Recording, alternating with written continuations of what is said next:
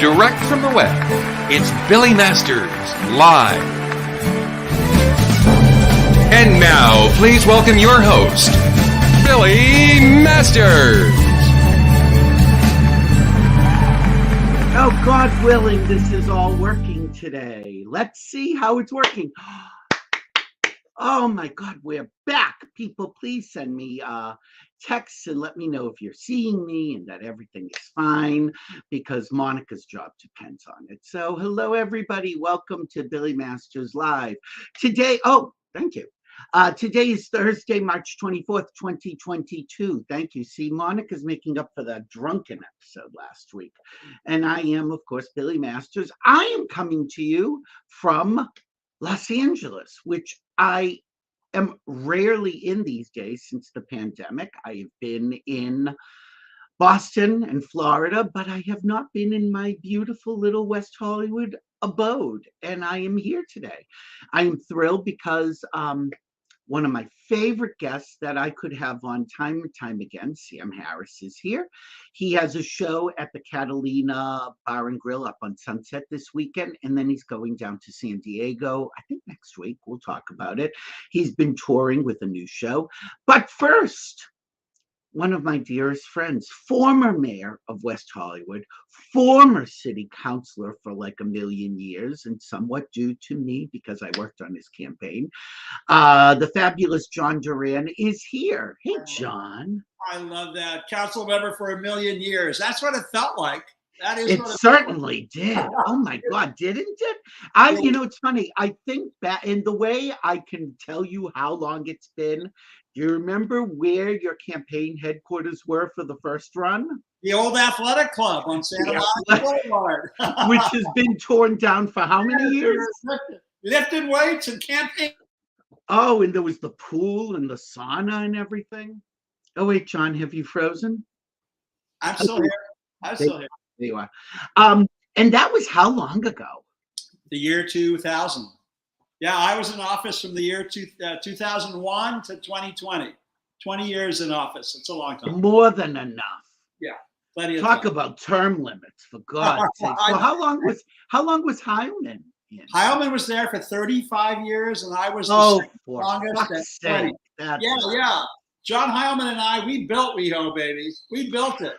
You know, before the show, you and I were talking about Pride is coming up. I mean, it's funny, we're in April, and yet we have to talk about Pride for a really positive reason, which is that this year, Prides around the country, hopefully, fingers crossed, are going to be able to gather in person for the first time in 2 years.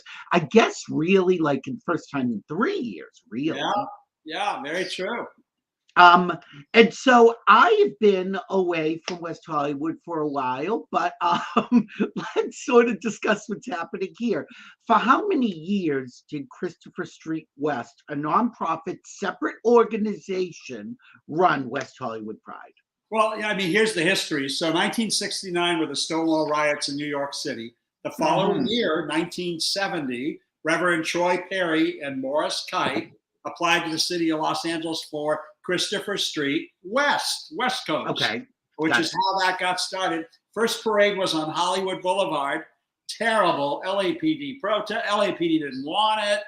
More protesters than anything. You know, they had to fight the city of LA to try to make it happen. So 1971, they moved, or 74, they moved over to West Hollywood, which was LA County. Which was still an unincorporated part of LA County. The Board of Supervisors let them in. The sheriffs were a lot more tame than the LAPD, and it's been in West Hollywood ever since, and forever and ever and ever until 3 years ago when CSW and Councilmember D'Amico and myself got into a fight about whether CSW would continue in WeHo.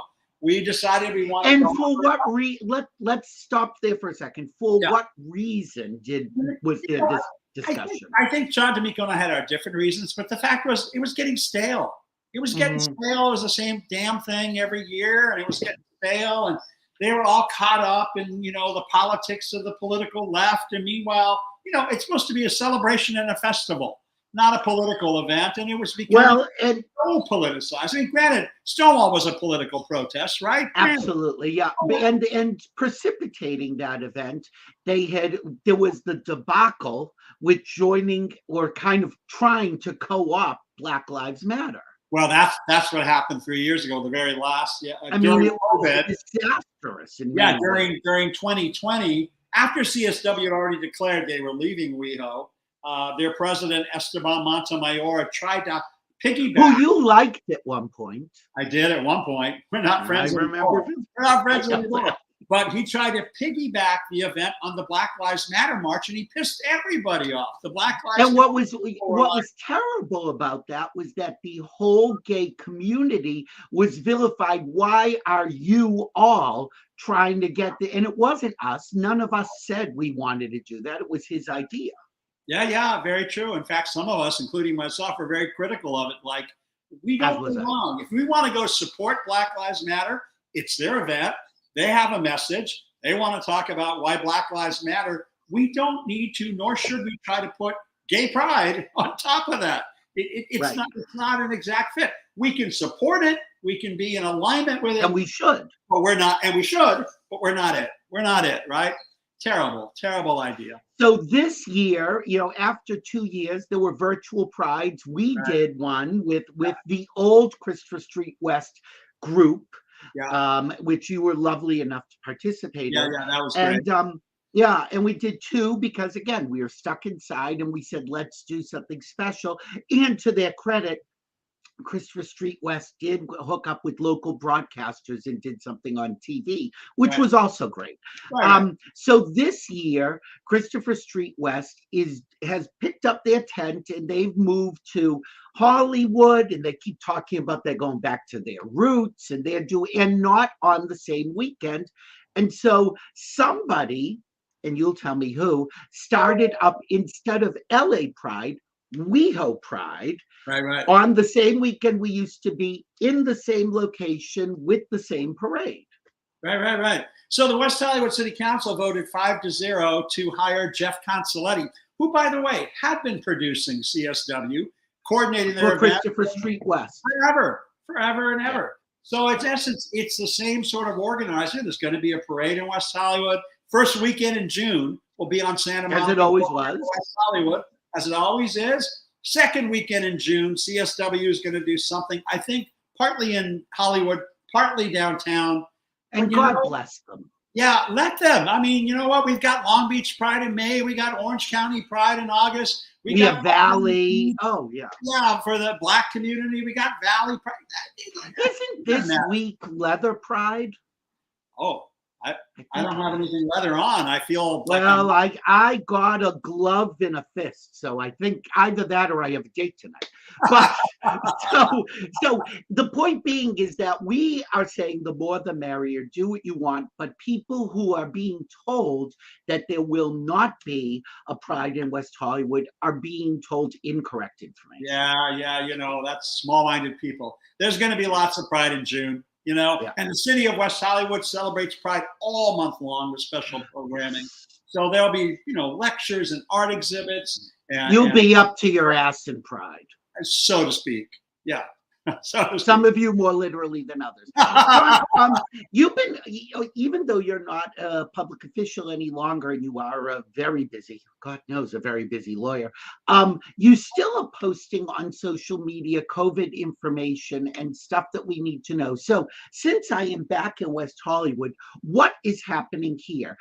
Do I need to wear masks in bars? No. Okay, so what? Give me the lay of the land. Here's the lay of the land for Southern California and Greater Los Angeles. We're in the middle of the eye of the storm, right?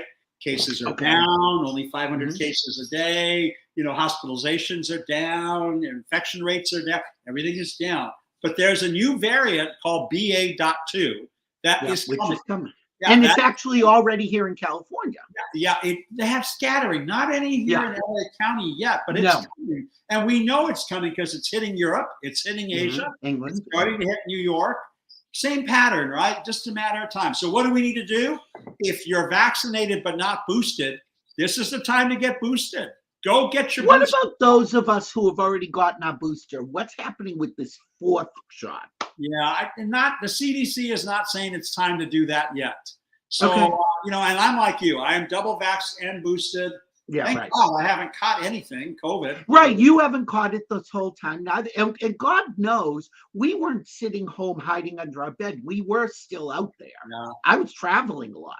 I got a feeling, Billy, I was out a lot. I got a feeling maybe I was exposed to it, but didn't know it because the vaccinations work, right? Well, yeah, that's possible too. And I know before anyone even knew before anyone knew what COVID was, I believe Jennifer Lewis gave it to me because we were both so sick for 2 weeks with all the symptoms, and in January, and then in March when she said, "I think I gave you COVID." So that's not a bad way. I love her, by the way. She's amazing. I love Jennifer Lewis. That is amazing. And I'm excited to having Sam Harris on the show today. Please, I mean, this, and we've talked about this. This is one of the silver linings of this time is that I started doing this in addition to the column, which is 22 years old, and the in-person appearances. Because I couldn't tour as a comedian, I said, let's start a show. And here we are, season 3. That's amazing. Killing me. Over 120 shows. So anyway, so what do I need to know when I hit the streets in West Hollywood tomorrow night? Well, currently there's no proof of vaccination required. There's no masking required. Are they still doing the, temperature on my forehead? Not doing the temperature on the forehead. You see some people wearing masks. They may have their own reasons, Maybe they weren't able to get a vaccine. Or maybe they feel like they want an extra layer of protection. It's okay. If you want to wear a mask, more power to you. But there's nothing required here in LA. But I think we're all gearing up for the next surge, which may come, in the month of May. And so, if you're not vaccinated yet and you're listening, what are you waiting for? Go get your vaccine. Go get your vaccine. And if you're vaccinated but not boosted, go get your booster. We're not out of it yet. Next surge is coming. Do what you can to be prepared. Be a good Boy Scout, right? Be prepared. Yeah, absolutely. Yeah. All right, John, thank you so much. I know you've got a lunch to go to, so thank you for coming in. I appreciate it. Please tell your lunch companion I said hello. And your lovely husband, my husband. Sam Harris from me because I'm a big fan of Sam Harris. Well, he's the best. John, thank you so much. We'll have you back during Pride Month, I'm sure. All right, Billy. I'll see you. And I'll see you. Hopefully, I'll see you in the next couple. You're in LA. Let's go have dinner. We'll have a meeting. Absolutely. Okay. I love. See ya. Bye, sweetheart. Bye-bye. Bye-bye. Thank you, John Duran. All right.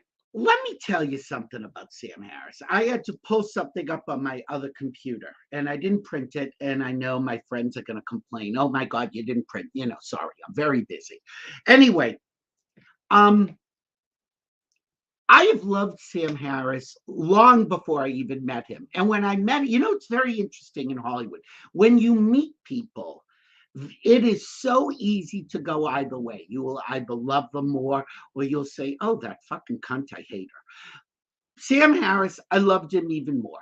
I saw, and Sam will tell me the date. I say this all the time. You would think I would know it.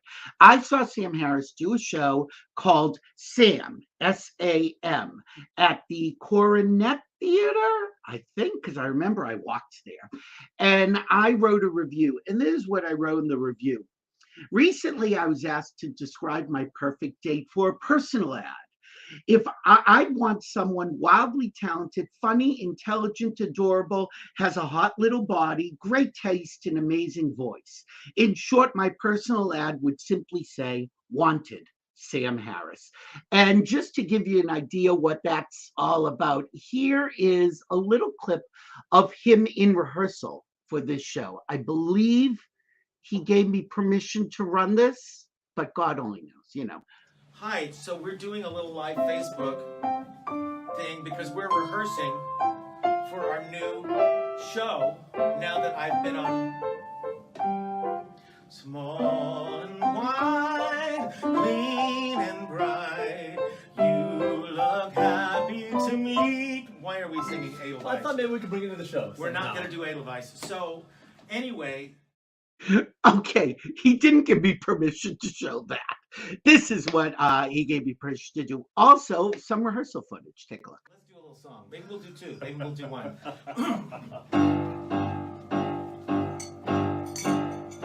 Feel free to clap along, dance along.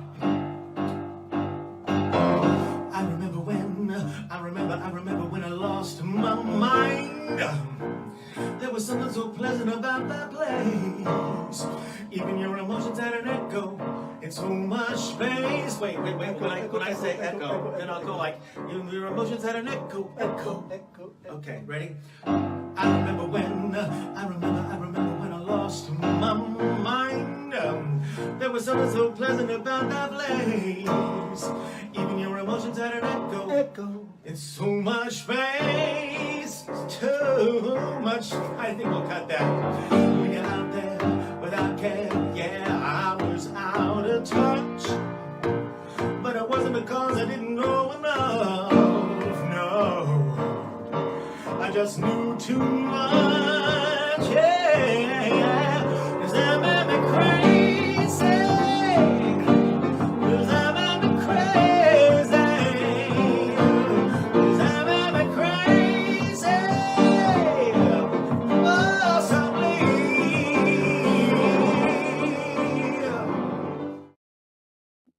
I love him so much. He makes me crazy. Please welcome to Billy Masters Live, Sam Harris. Hi, Billy. Edelweiss. I say it goes in the Todd show. Schroeder. That was the great Todd Schroeder. We have been working together for almost 30 years. When he said that, I couldn't believe it. Really? It's crazy. I mean, I was just a very small child at the time, but he's like a father figure to me. Sure. We have been working together, and so we have this amazing collaboration where we literally breathe together. And well, you have to with a good accompanist, because yeah, he's not an accompanist. He seems a collaborator. He's a collaborator. He's a music director, and he also has a brilliant arrangement ideas. And he's also, when you're dealing with someone like me, you have to kind of be a therapist as well. Why is that, Sam? Because as much as I love it, performing is not always easy for me. I have chronic stage fright. Right. I have a lot of trouble getting on stage. Once I'm there, I have a great time. But there is not a time ever that I haven't thought, why am I doing this? What? And has it always been like that? Always. Even when you were young? Because I remember watching you on Star Search as a young little gay boy going, look, that's one of us. And you came out on the stage like a bull out of a chute, like you couldn't wait to get there. All smoke and mirrors, my friend. I mean, that's true though. When I step on the stage, I'm ready. It's getting to that place from the wings. Really? And I'm trusting it more, but I don't know. But Todd, then, he's like my guy, and he just gets me there in so many ways. And then, as you know, I've had a little vocal trauma recently, which was basically almost 5 months of voice rest because I hemorrhaged a vocal cord, which hemorrhaged 3 times, and then I had surgery. So I was it was awful. I have to say, because we're friends. We're not friends that we talk every day or text each other. Right. But I saw this video that you posted, and I was in such shock. I mean, immediately I texted you, and I just want to show people this because it's scary. It's so scary to me. Let me. Hi, my friends. I'm going against doctor's orders right now because I'm supposed to be on total voice rest for the next few weeks, after which I am having a vocal cord surgery. I have some damage on my left vocal cord, which needs to be corrected. I have the greatest doctor in the world. He does everybody. He sounds like a plastic surgeon, right? He does everybody. I've had so many friends who've had to have surgeries, and I never have had to have anything, even though I've sung really hard for a very, very long time. So I can't tell you that I'm not a little nervous, but I trust him completely. I know that after recuperation and therapy, I will be not only back, but better than ever. So I sadly have to cancel anything that I had in 2021, concert dates, private dates, benefits, everything. Whatever can be postponed will be postponed. And I appreciate your love and support. Think of me, October 19th. That's my surgery day. And I apologize to anyone who was making plans to come and see me. But we'll get through. We'll make it.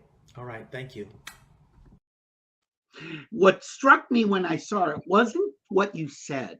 It was how you said it. It's that you were speaking on the breath. You were trying not to engage those chords. You weren't pushing it off. You were like, you're so enthusiastic. Let me just tell you. And I'm like, oh my God, this isn't good. So if that's how I felt, and I was scared for you, how scared were you? I was so eager at that point to have the surgery. Really? I was scared before then because I had these strained vocal cords and these hemorrhages.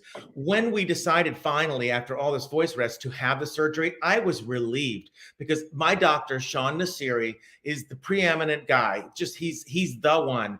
And I was so glad to finally have come to this decision. Okay, the voice rest did not work. Let's go in and fix this. I wasn't worried about being Julie Andrews. I worried about being Julie Andrews in the past for other reasons. Anyway, he's a genius. And I also have the greatest vocal coach. Her name is Joan Lader. She's in New York. She's the goddess of legendary. She's legendary. And she came to my show in New York last week, and I was just sure she was going to give me notes. Anyway, she did actually. She gave me 2 notes. Of course she did. She rehabbed me from talking, from having not talked, to speaking, to breath. What was that like? How hard was that coming back?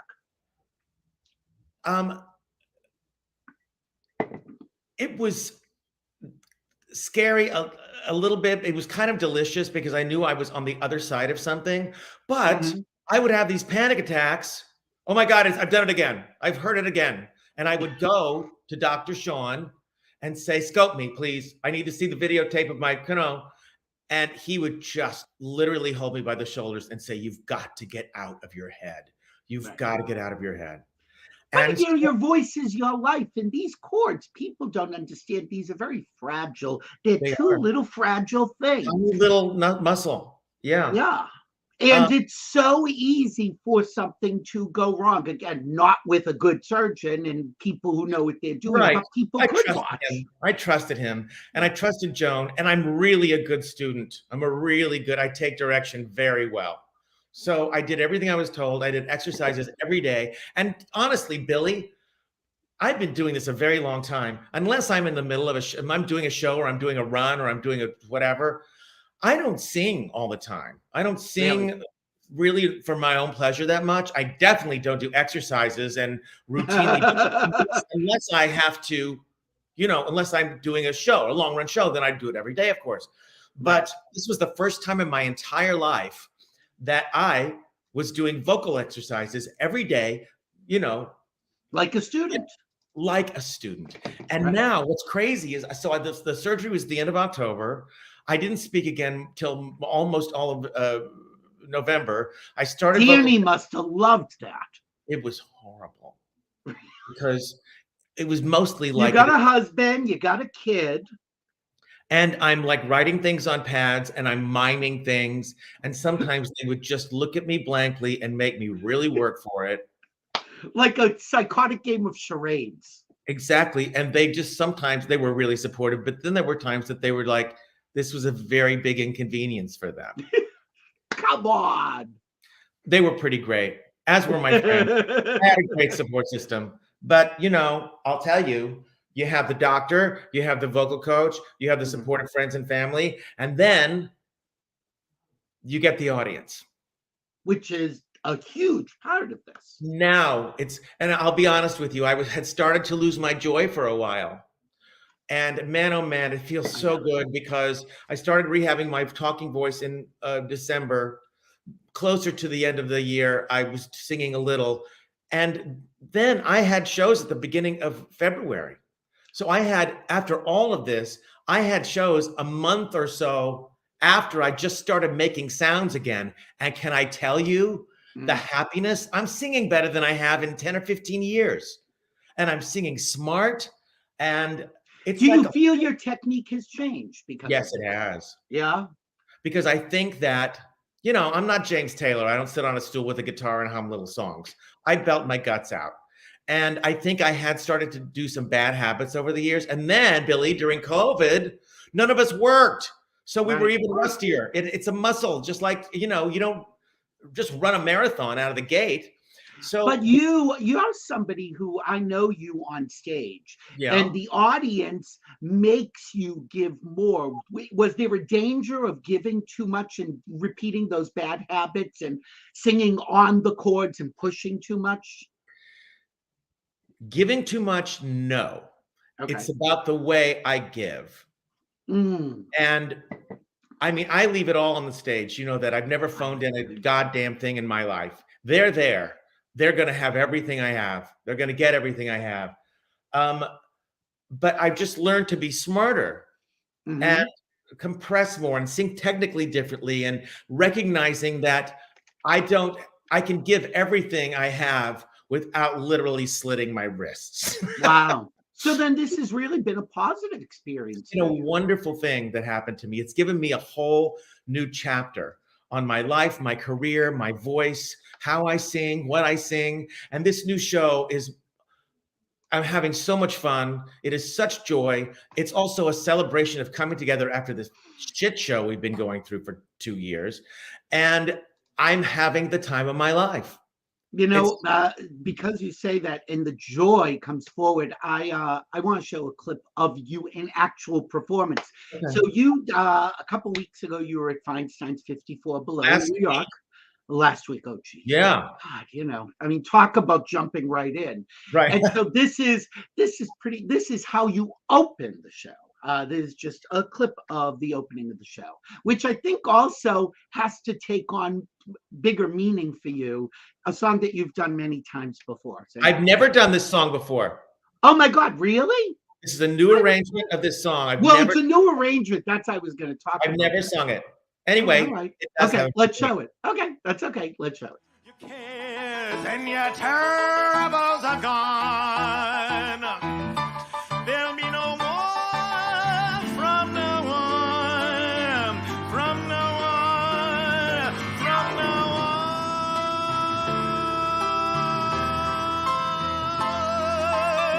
And the skies above are clear again. So let's sing a song of cheer again. Happy times, happy nights, happy days, oh, here, no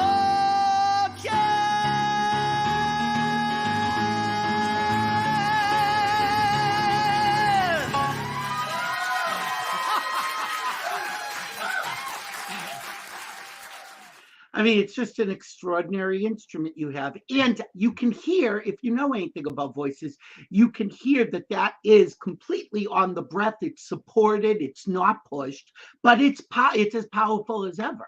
Thank you. No, it is. I start this show. There's no, you know, piano introduction. There's nothing. I literally walk on the stage to applause and sing, as you often do. Days are here again. It's just quiet, and it is a celebration, certainly personally for myself, for what we're talking about, this trauma. But it's also for all of us that we're together and having a common experience and sharing our humanness and laughing and crying and thinking at the same time, when we have been robbed of this for so long. Because it's great to be able to stream. It's great to Zoom. It's great to do whatever that we have had to learn to do. Look at the gift that this has given you with this show. It's phenomenal. Yeah. But it's not live. Like being in person in the theater, in a club. There is nothing like that. And what's great about it is, like, for instance, 54 Below, we had the live shows, but they also streamed it. So see, now you've added to it. Now we've learned that we can add, exactly, not replace, but add to. Well, and I have to say now, as a comedian, I need that audience. I say a joke and I have to assume that dozens of people are laughing. Right. But for a singer, you also need the energy coming back to you. I don't know how many people understand that it is a conversation. It totally is a conversation. And with you, now there are singers who it is not a conversation, it is a monologue. But with you, it is a conversation. I think that people who just love the sound of their voice, I guess that's true for them. But no. It is a conversation. It's definitely a back and forth. And as you know, I do a lot of comedy in my show.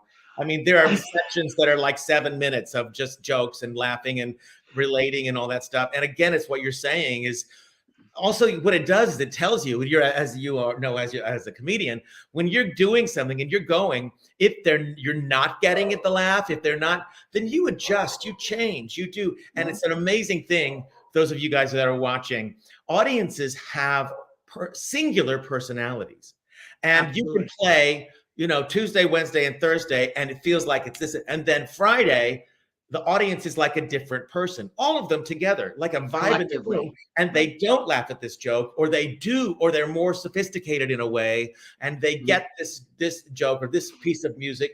It's really wonderful because it's never the same twice, ever. And it's funny, I'm reading Harvey Firestein's book, I Was Better Last Night, and he talks about how every performer, that has such meaning. Somebody says, oh, the show is fine. It was better last night. You should have been there last. He's like, every audience is different. And we always think to ourselves, oh, if only it could be that great show. But I think we're at a point now we're so grateful to have an audience that it was better tonight. But, there's funny because like when we did 54 Below, first of all, it's New York. It's my favorite place in the world. It's the only place I've ever really, really felt home. I love my life in Los Angeles. I love being here. I love what I have. I love our school. I love everything. But New York is New York. And so when I walked out on that stage after COVID, and that was the last place I played before COVID, right at the very end of 19. And then walking on stage with no music, fanfare, no nothing, and just being able to stand there and accept what was going on, letting them applaud, feeling like, oh my God, here we are together. And it was an amazing audience, and I had a wonderful show. And then, of course, immediately, instead of saying it was better last night, immediately it's like, oh, tomorrow it's going to be terrible. Oh, no. It'll never be as good as tonight. The audience will never be as receptive. It'll never be as good. The jokes will never fly as well. So you can't win. But thank God you taped it. See, this is what we've got. That was the second night. Oh, well, I'm sorry. I'm going to talk about something. People at home are going to say, boy, that Billy is so rude. But I'm going to bring this up for a reason, is that very early in the show, you address something that we all have been through with this COVID, and you do it in such a funny way. And you are so self-deprecating, and you say, I want to address the elephant in the room. Yeah. Before we go any further, I'd like to address the elephant in the room. Me. Because I gained 30 pounds during COVID. Yeah. No, there's a whole monologue about this. Oh, well, and there's a funny thing I'll say, by a show of chins, how many of you people, and the whole audience raises their hands. Well, because everybody's in there, and it's not like we're going to pretend like we look like we did 3 years ago, and that any of us do. But you and I, again, we did shows through this whole pandemic, and I remember us vividly talking about the fact that we hadn't put on pants that weren't elastic waist for like a year. And you didn't need to. And we knew subconsciously, we just didn't think about it. Well, there was a moment that I realized that I had only worn sweatpants for a year, and really?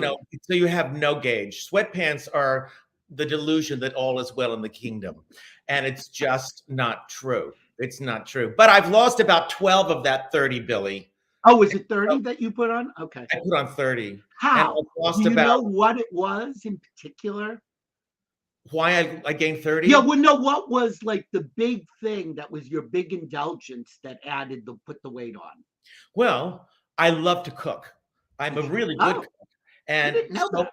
yeah. And so I made these lavish meals 4 times a week, like Because you were home with time. complicated, and they would take, lots of preparation, and there would be desserts, and and I made breads and all this stuff. And so, we didn't have, those of us in the performing arts didn't really have a lot to do. So we had to refocus and recommit to something else and dedicate it. So I chose eating. And cooking. You got a skill. And I love feeding people. Of course, I couldn't feed anybody in my family because we were quarantined. Hence the 30 pounds. Yeah. Somehow they didn't gain any weight. I don't know. Yeah, I was just going to ask, did Danny or Connor get it? Did not. Well, so, but it did that, because you and I know weight can contribute to vocal issues. Was that connected at all, or was it totally separate? Weight could contribute to vocal issues? Yeah, because opera singers fat. Yeah, but there are people who it also well, it depends if you're singing. But some opera singers, they lose the weight, they lose the support. Some people who are always skinny, they gain the weight and the voice becomes heavy. So it can affect the voice in lots of ways. I know that when I'm recording an album, I gain weight because I am eating all the things that make you sing better, which is salt and grease. Salt and grease. I eat burgers. I eat fried chicken. I eat tons of potato chips, and I always avoid alcohol because it dries out. That dries you out. You have to just and salt. I love salt, and it's good for them. So yeah. Meanwhile, that's not a way you can actually live. I'll tell you a funny story. Please. When I was doing the producers, and Carol Channing came with Frank Langella to see my show. As one does. As one does. And so we went out after, and Carol was like, Sam, she goes, how can you, because I was playing Carmen Gia, right? Who doesn't really sing except one thing.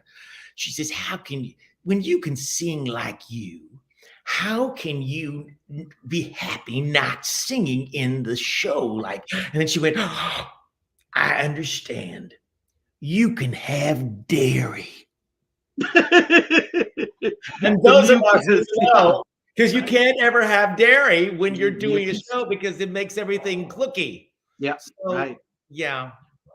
Again, I think people don't recognize that about you because they take the voice as the package. You're so funny. You're such a talented actor. You really can do so many things that it isn't just voice. I think people who haven't seen you on stage, although you've also had TV shows where you've shown what a great actor, particularly a comedic actor, you're really talented. Thank you, Billy. But you've always been funny. Yes, I've always loved comedy. And it's funny because I started doing a lot of comedy in my show. I was creating a show.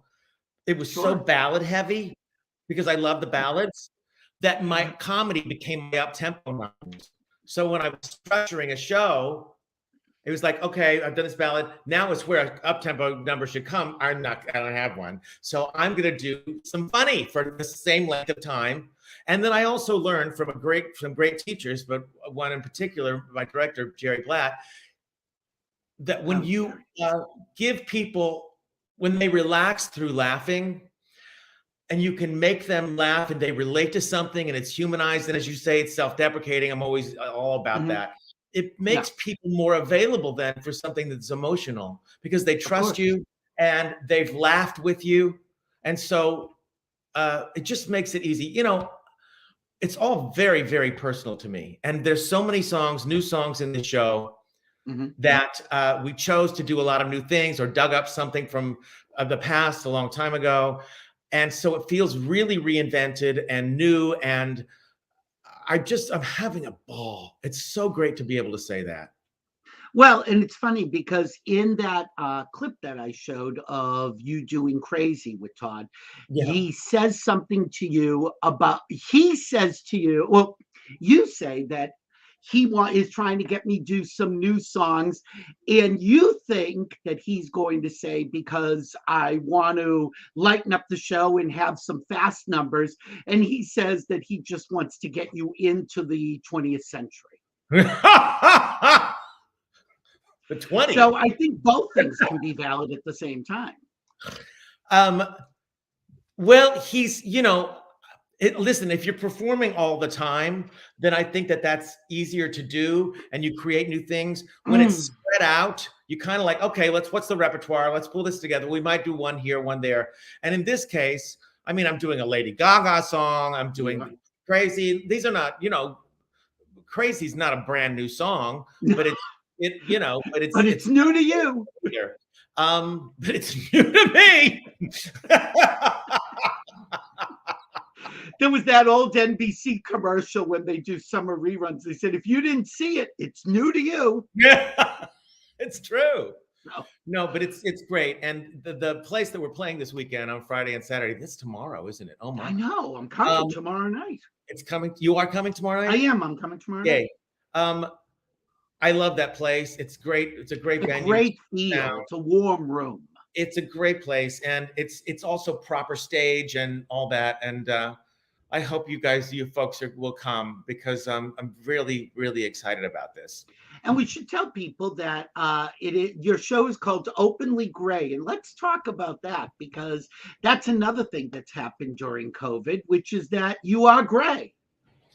Yeah, I've been gray for many, many years. So it's new to you. Yeah, I find that so many people that I know, both actors and people who are not in our industry, just said, look, I'm home. It's like the sweatpants. I'm not going to do it all and dye it all and beat my face and do whatever that stuff. Yeah. It's like, this is it. This is me. And it really brings an awakening to what the authenticity of that is.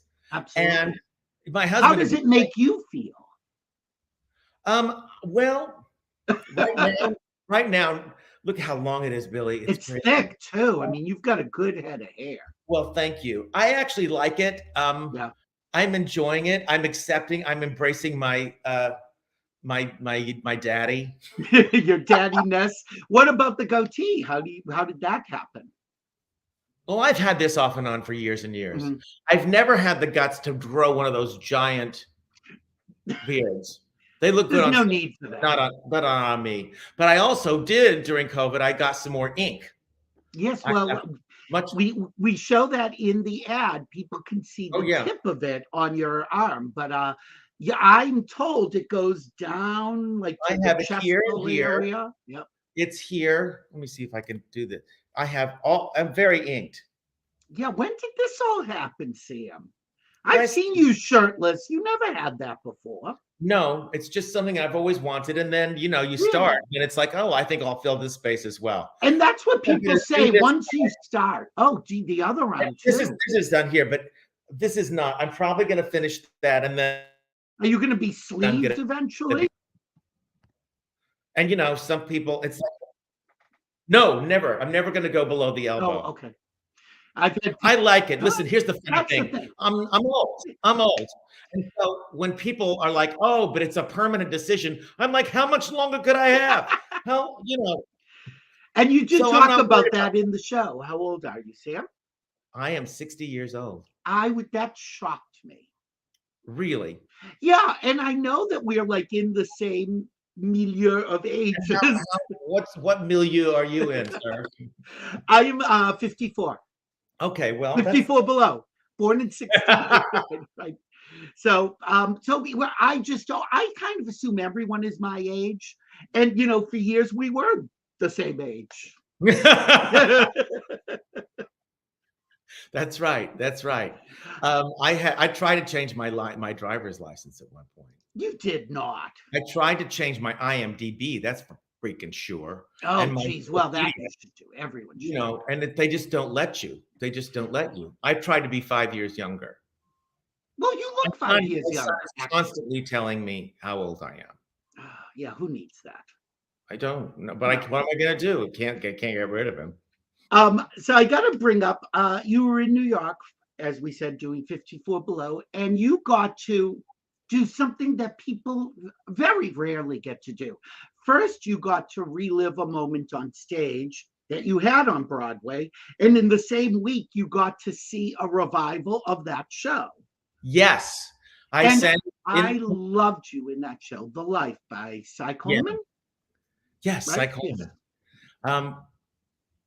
I loved that show so much. I had great songs. And when you get to originate a role and invent something, Well, you it's opened the show, if I'm I not opened the show with mistaken. Well You've Got It, and then I closed the first act as well, and I opened the second act. I mean, come on. Great material and an And you were extraordinary phenomenal in it. cast. Yeah. Pardon me? You were phenomenal in it. Oh, Let thank me you. say that again. You were phenomenal in it. What Thank was you. that? Come again? And you had original cast members at your show at 54 Below. I did. I had the live cast members who came because I did use What You've Got, which you said is the opening number of the show. Phenomenal song. And this character was great for me too because his name's Jojo, and he was a villain. He's like this Iago character that sort of pulls all the evil together. He's like a puppet master in a way. He is, and it's so much fun because Mr. Pink Jinx was always playing something that wasn't that. So I loved it. I loved it. And then I sing Use What You've Got in my show. And I had some of my castmates there, and which made me just so happy to do it for them. And that was and then I got to go see Billy Porter, who's a very dear friend, his re-envisioning of the show. What'd you think? Because Katie had, from your cast, Katie had written a very long review. Yeah. She wrote a very long review about it. And so online? What do you mean? On Facebook, yeah. Oh, she did? Yeah, she wrote a very long thing. So I was curious, what did you think? She just felt it was a totally different show. And that she found it hard to even say it was our show. It's their show. Yeah, and I don't think there's any. I mean, I know what she means because it's really reimagined. It's the arrangements by James Sampliner, who is a wonderful, wonderful musician, and he made it more funkadelic and more like Shaft because that was the period. It was 1980, and Billy moved things around. He restructured stuff. He moved songs. He cut songs. He took my character JoJo and made it to a young JoJo and an old JoJo, and the old JoJo was more like was a narrator from current times. And which JoJo got Use What You've Got? The young one. Oh, fuck him. Anyway, all right. Well, but then when I did it, I opened the young one times, and then I went back in time. So I was both. Oh, that's true, right? Yeah. So and it was exciting, and some of the cast was just extraordinary. And Billy politicized it a lot too. His comments on just our current situation and sort of the politics of the time and the economy of the time. And it was just great. It was great to hear the music. It was great to see these characters. And it was great to see friends who I did the show with. My friend Felicia Fenley, who was at the show at 54. And we had so much fun in it. And she was my date to the show. So it was it was emotional. And it was great. Yeah. It's a big entertaining because, in the first days of City Center, they stood with a book at a stand and they did a concert sort of reading. Really, right. No, and then as time went on, like when Anne Reinking did Chicago there, it was off book, but it was very simple, all in black. And yes, it was choreographed because that's what the show is about. And she re-choreographed in the style of Fosse. That show moved as it was. Yeah. P.S. running now 25 years later. I mean, 25 years later, it's still running. They're wearing the same with Pamela Anderson. Oh, I saw that. Yeah. And she's actually, I mean, I don't know if she can sing, dance, or act. I'll go. I don't care. Was that your last Broadway? No, I guess The Producers was your last Broadway show, right? Yeah. Yeah. But now at City Center with Billy's production of this, it's full on costumed and choreographed and off book. And they do this all in 8 days. That's insane. Extraordinary. You have to come in knowing your show, and then they put it on its feet. So it's intense. I mean, I don't know that I would be capable of doing that. Well, you have to walk in with a performance and completely off book and say, now fine tune it. Right. Now what do you want to do with me? Yeah. Right.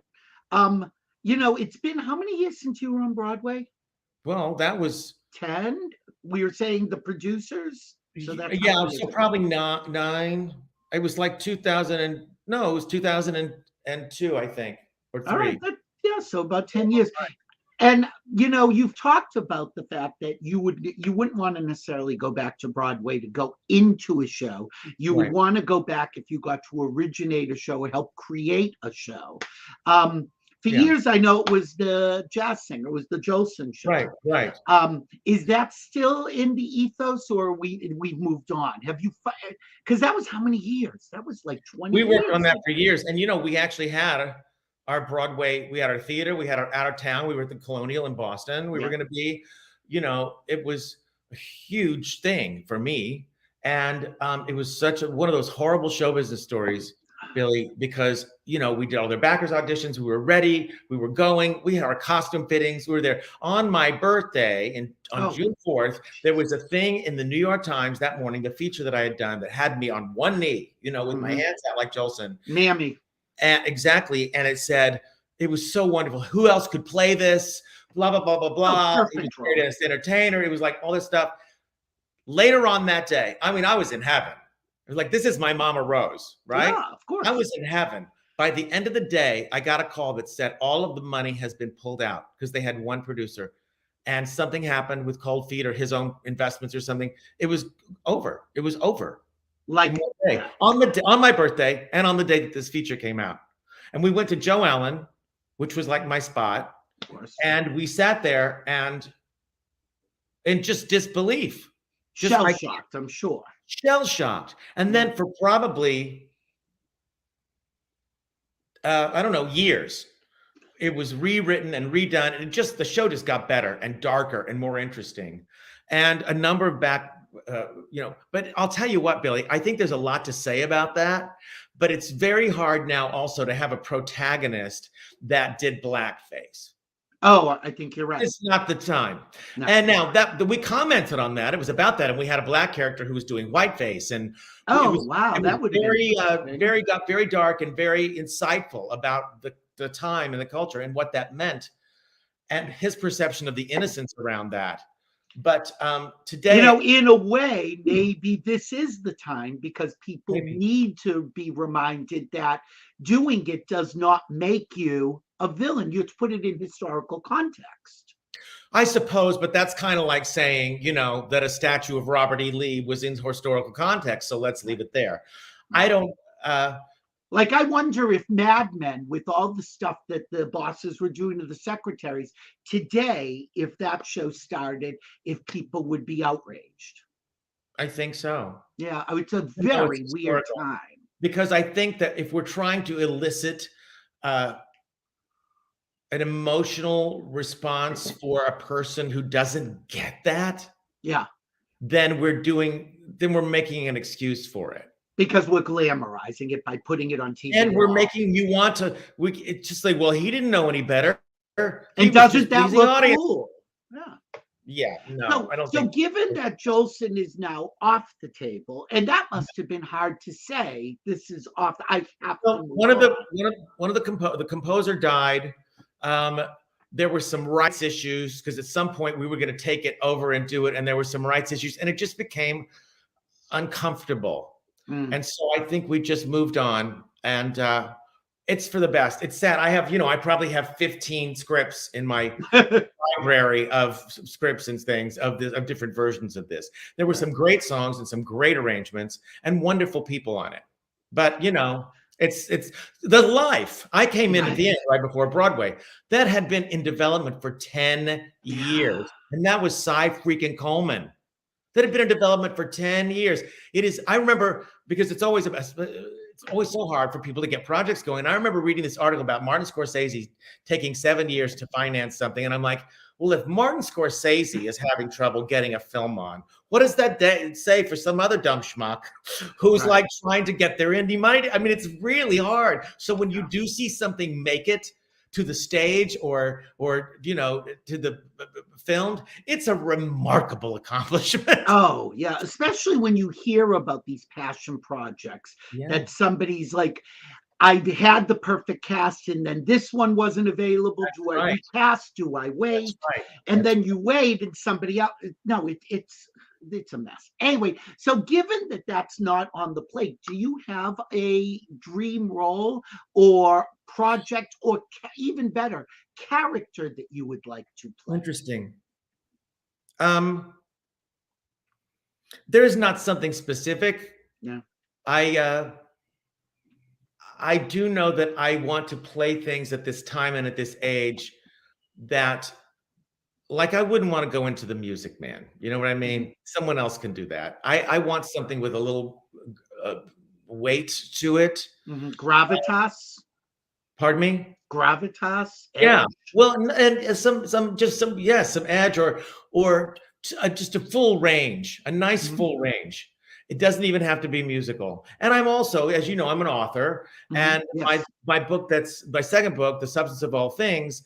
I really want to see that through to be a limited series. And there's some talk about doing that. That would make me so joyful. I have never been one that is just happy doing one thing. Right.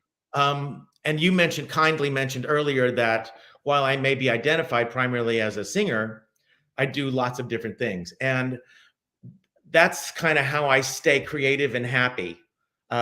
And that, we were joking about it, but that's also why I cooked during COVID.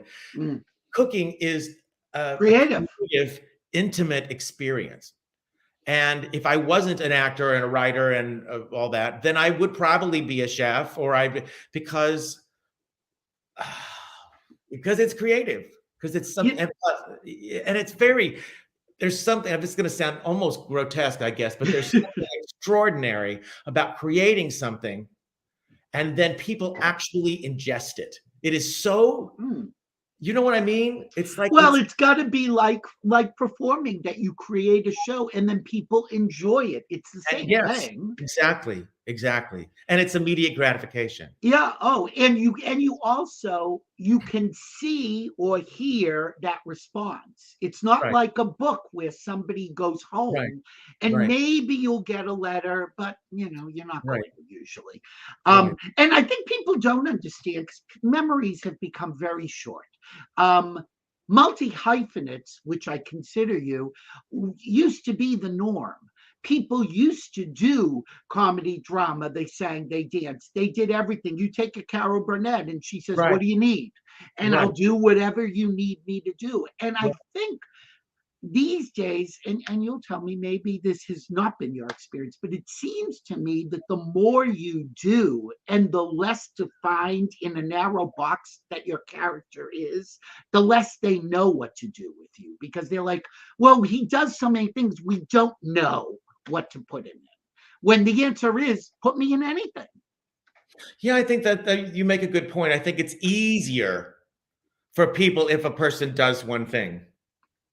But I mean, listen, look, did you see that J-Lo thing from a couple of days ago? Yeah. Good Christ.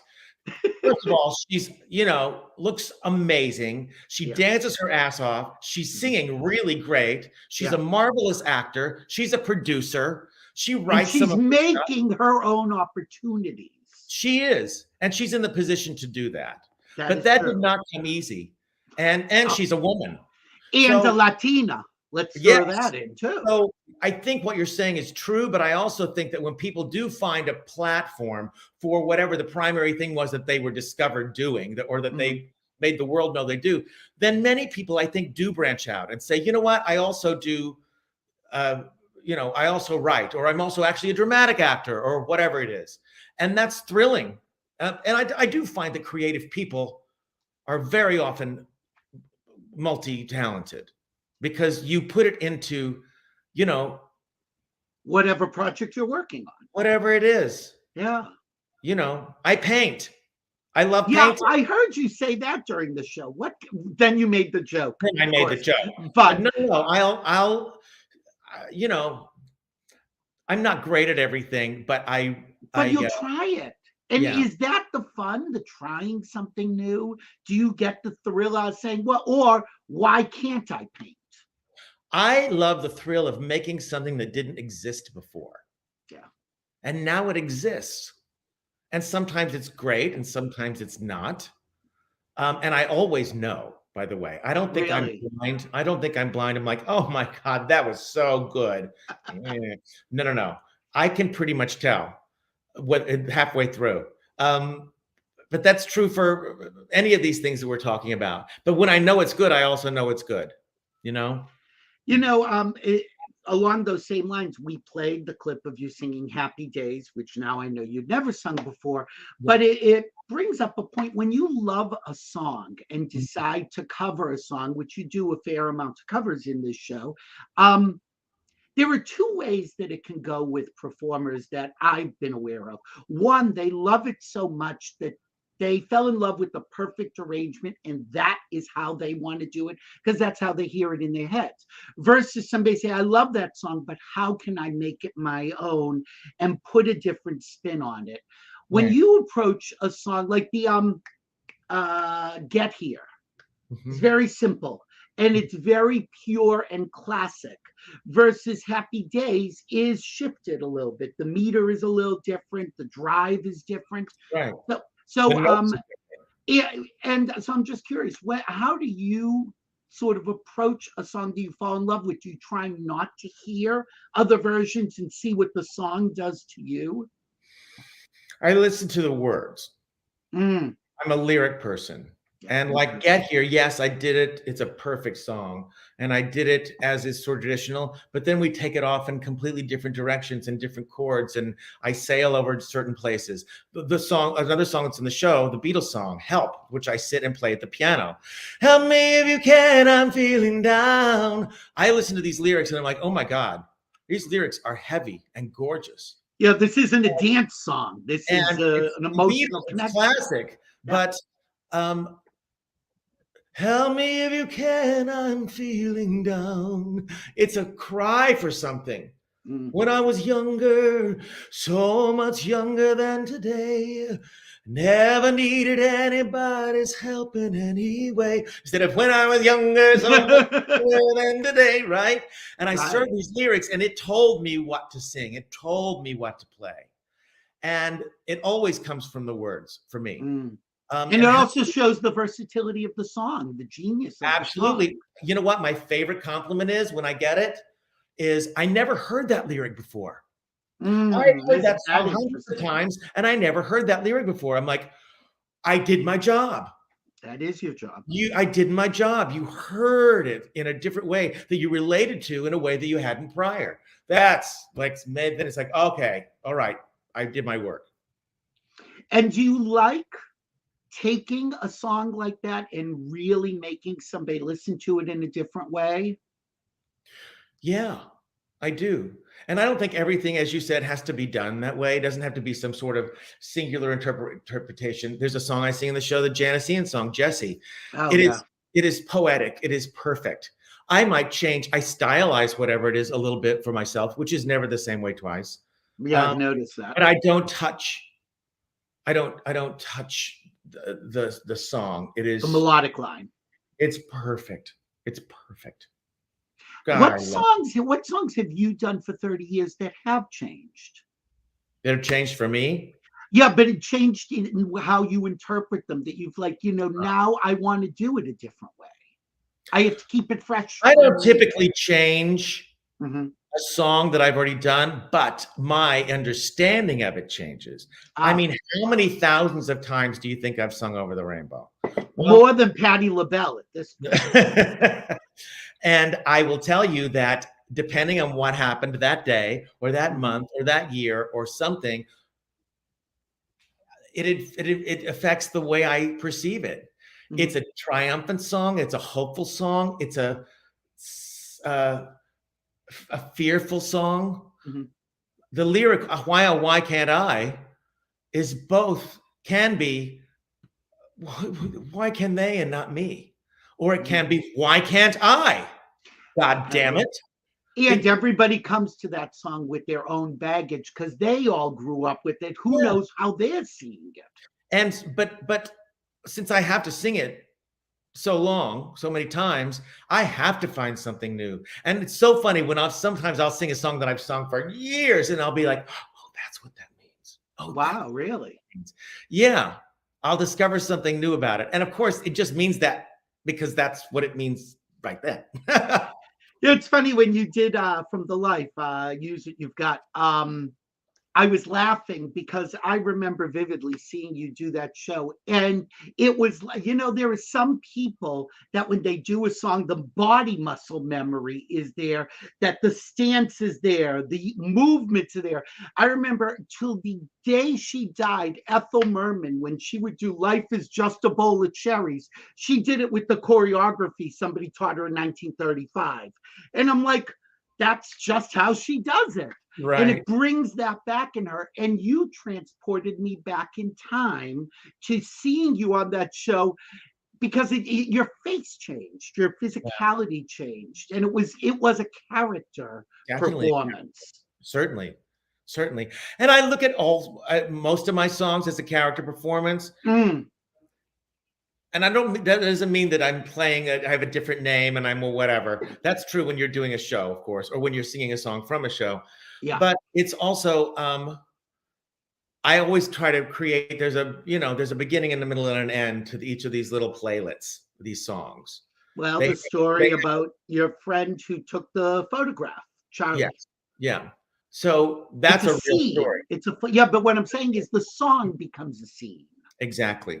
And I think with anything, with any song, it has to have an arc, and it has to come to something. Otherwise, it's just the same all the way through, I think. And I think that the words tell you what to sing too. There's a old thing. It's like if a lyric repeats, why are you saying it again? Of course. You have to have a reason to say it twice if it's the chorus.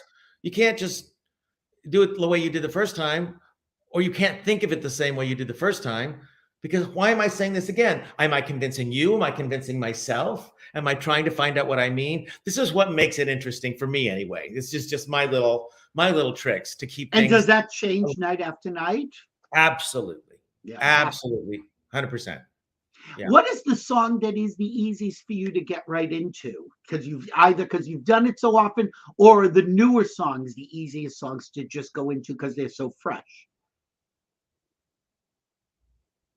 That's a good question.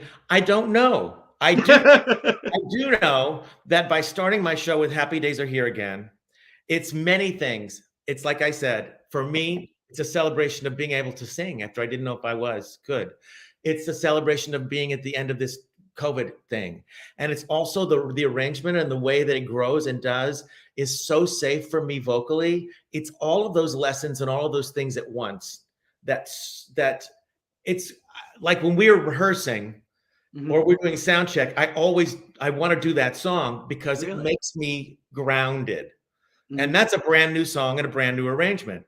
So that's an easy one, Billy, that I can get right to because and that's why I'm not entering with a it's quiet. It's quiet. And also it ends on a surprise. Yes, it does. Which is also really interesting musically, is that you think you know where this is going, and then it's going to go someplace, even in that last note that you're like, oh, didn't see that coming. Boom, it's over. Exactly.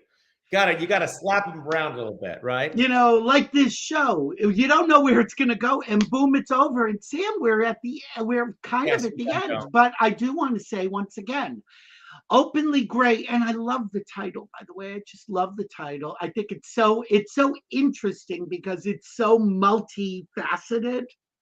Thank you. When did the title come to you? A friend and I were having a conversation, and I made the joke because it's like Openly Gay, and we were just talking about my hair and everybody sort of letting down their, whatever their things were. I was like, I'm openly gray, and we laughed. And so, you're like, oh, remember that. Write that down. So, Billy, how do people that are watching this get to know the information about how to get tickets tomorrow? So we will put right now, after we hang up, I will put in the description the link for the Catalina Club and also the San Diego dates. Or I may also send them to your social media. Is Facebook probably the best one that has all the links too? I guess. I don't know. Who I'm so knows? bad at that shit. I know. Um, I'll Just put for the now, links for the interest. for now, it's Catalina Bar and Grill in Hollywood on Sunset. Tomorrow, Friday, the 25th. And I'm going to be there too. So And come. you're going to be there. Come Come on. and see us. We're having, and Todd is just the best. He's the best. And he's not bad to look at. He's not, is he? He's got his, he's got a real sexy vibe going now. And like, I've been 30 seeing years you when he with was him. this little guy with fuzzy hair. I've been seeing you with him for at least, there was a show. I don't even remember. It was someplace outside here, like in a courtyard area, that there were lanterns on the ground.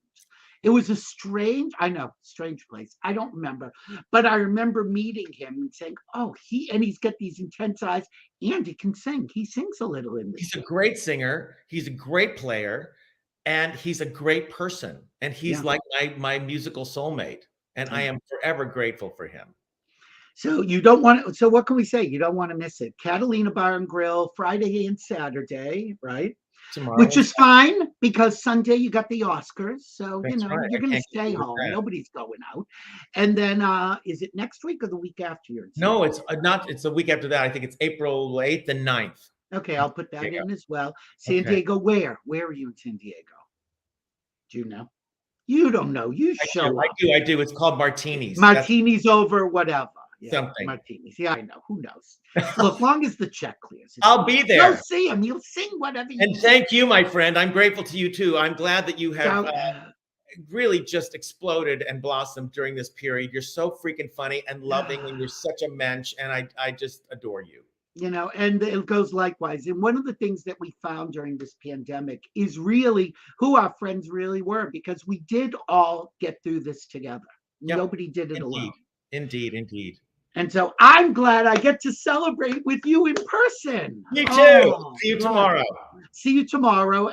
And thank you for being here. I'll see you backstage. If you hang around a minute, I'll see you. All right. Okay. Bye, Sam. Everybody, thanks for watching Billy Masters Live. Go see Sam Harris. I'll put all the stuff up there. Next week, we are doing an Oscar show. We're going to have Bruce Valanche. We're going to have a panel. And so Bruce Valanche is going to be here. And, we're just going to have a lot of fun. I got to look and see, are there any other things I'm supposed to announce? I don't think so. Oh, in like 2 weeks, David Pevsner is here. Harvey Firestein is going to be here. Oh, we've got so many guests. Just impossible. Thursdays, 3 p.m. Eastern, noon West. Thank you for watching. I am Billy Masters. And just remember, if we're here, we're live. Bye, guys.